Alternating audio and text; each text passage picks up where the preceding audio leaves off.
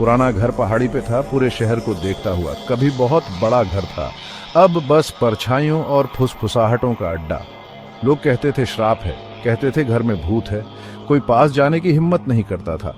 खिड़कियां जैसे काली आंखें बेजान सी घूरती रहती थीं। टूटी हुई शीशों से हवा आती थी जैसे कोई रो रहा हो। बगीचा सूख गया था, कांटे और जंगली पौधे ही पौधे, मानो कुदरत खुद घर को निगल जाना चाहती थी। मुझे कहानियों पे यकीन नहीं। ये घर कम किराए वाला बिल्कुल परफेक्ट जगह लग रही है। नेहा जवान थी और कहानियों में विश्वास नहीं करती थी। शहर से आई थी सुकून की तलाश में। पुराना घर कम किराए वाला एकदम सही जगह लगा। उसने कहानियों को अंधविश्वास समझ के इग्नोर कर दिया। उसे जल्द ही अपनी गलती का एहसास होगा। अंदर की हवा ठंडी और नम थी, हर जगह धूल ही धूल। टूटे फूटे घर में भी नेहा को संभावनाएं दिखी। साफ करेगी, सजाएगी, इसे अपना घर बनाएगी। उसे पता ही नहीं चला परछाइयां गहरी होती जा रही थी जैसे जैसे वो आगे बढ़ रही थी। ये क्या है? एक संदूक? देखते हैं अंदर क्या है। एक दिन धूल भरी अटारी में नेहा को एक संदूक मिला। कोने में रखा था, पुरानी चादरों के नीचे छुपा हुआ। उत्सुकता जागी, वो झुकी और भारी ढक्कन उठाया। अंदर पीले फीते में लिपटी एक चीनी मिट्टी की गुड़िया। गुड़िया बहुत सुंदर थी, गुलाबी गाल और घुंघराले काले बाल, लेकिन उसकी आंखें नीली और तेज मानो नेहा को देख रही थीं। अजीब सा लगा, फिर भी नेहा गुड़िया की तरफ खींची चली गई। उसने गुड़िया उठाई, उसकी नाजुक पोशाक से धूल झटकी। तभी उसने नीचे लिखा हुआ देखा, सारा। क्या तुम यहाँ कैसे आई?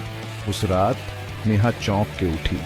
ठंडी हवा उसके कमरे से गुजरी, पर्दे हवा में उड़ रहे थे और फिर उसने देखा गुड़िया।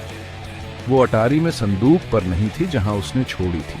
वो उसके कमरे के कोने में कुर्सी पर बैठी थी, उसे अपनी असली जैसी आंखों से घूर रही थी। उसका दिल जोर से धड़कने लगा। उसने खुद से कहा, बस हवा होगी, शायद वो भूल गई होगी कि गुड़िया कहां रखी थी। लेकिन मन ही मन डर के मारे उसकी रूह कांप गई। वो जल्दी से उठी, गुड़िया को लिया और वापस संदूक में रख दिया, अटारी का दरवाजा बंद करके। अगले दिन मैंने अपनी दोस्त प्रिया को गुड़िया के बारे में बताया। प्रिया, जो भूत प्रेत में यकीन करती थी, ध्यान से सुनी। ये घर का श्राप है, गुड़िया बस एक माध्यम है। तुझे इससे छुटकारा पाना होगा नेहा। नेहा हिचकिचाई। वो अभी भी तर्क और वजह ढूंढ रही थी, लेकिन पिछली रात की घटनाएं उसके दिमाग में घूम रही थीं। गुड़िया का हिलना समझ से बाहर था। डर और अविश्वास के बीच वो फंसी हुई थी। मैंने प्रिया की बात मानने का फैसला किया। मैं गुड़िया से छुटकारा पा लूंगी। नेहा नदी पर गई। गुड़िया बगल वाली सीट पर रखी हुई थी। उसने उसे बहते पानी में फेंक दिया। उसे डूबते हुए देखा। उसे सुकून मिला। हो गया। गुड़िया चली गई। वापस आते हुए घर हल्का सा लगा। घुटन भरा माहौल चला गया था। लेकिन उस रात जब वो बिस्तर पर लेटी थी, उसे एक आवाज सुनाई दी। अटारी से एक धीमी सी आवाज, फिर एक और एक और। उसका खून जम गया। उसे देखने की जरूरत नहीं थी। गुड़िया वापस आ गई थी। भाग छ, गुड़िया वापस आती है। गुस्सा नेहा के अंदर उबल रहा था, डर को भगाता हुआ। वो अटारी में गई, दरवाजा खोल के। गुड़िया संदूक पर बैठी थी जैसे उसने छोड़ी थी। तुम क्या चाहती हो? वो चिल्लाई। गुस्से और डर से उसकी आवाज कांप रही थी। मुझे अकेला छोड़ दो। भाग 7, श्राप का सामना। नेहा ने गुड़िया को पकड़ लिया। वो उसे तोड़ देगी, जला देगी, कुछ भी करके इससे छुटकारा पा लेगी। लेकिन जैसे ही उसने चीनी मिट्टी को छुआ, ठंडी हवा ने दरवाजा बंद कर दिया, उसे अंधेरे में धकेल दिया। भाग 8, डर की रात। अटारी डर का जेल बन गई। चीजें उड़ रही थीं, दीवारों से टकरा रही थीं। तापमान गिर गया। नेहा फर्श पर दुबकी हुई थी, आंखें बंद करके, जैसे कोई अनदेखी ताकत उसके चारों ओर हंगामा कर रही हो। फुसफुसाहटें हवा में गूंज रही थीं, उसका नाम पुकार रही थीं, बर्बादी की बातें कर रही थीं जो वो समझ नहीं पा रही थीं। फिर अचानक जैसे शुरू हुआ था वैसे ही रुक गया।